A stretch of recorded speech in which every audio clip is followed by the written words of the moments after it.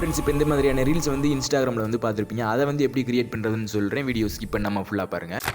இந்த மாதிரி photo generate பண்ணும். அதுக்கு ஜெமினி தான் வந்து ஃபஸ்ட்டு நான் கொடுக்குற ப்ராம்ப்ட்டை வந்து பேஸ்ட் பண்ணி சென்ட் பண்ணிங்கன்னா இந்த மாதிரியான ஃபோட்டோ வந்து உங்களாலையும் வந்து எடிட் பண்ணிக்கிற முடியும். நான் கொடுக்குற ப்ராம்ப்ட்டில் வந்து கஸ்டமைஸ் பண்ணி வந்து சென்ட் பண்ணிக்கலாம்.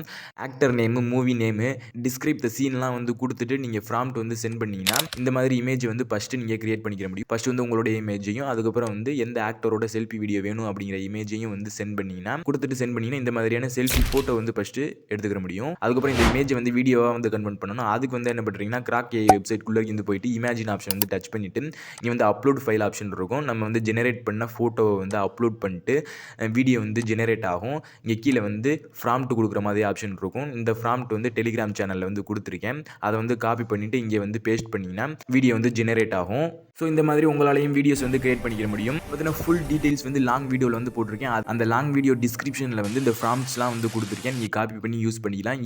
இல்லைனா டெலிகிராம் சேனல் லிங்க் வந்து என்னோட சேனலோட பயோவில் இருக்குது. கிளிக் பண்ணி யூஸ் பண்ணிக்கிறீங்க ஃப்ரெண்ட்ஸ். தேங்க்யூ.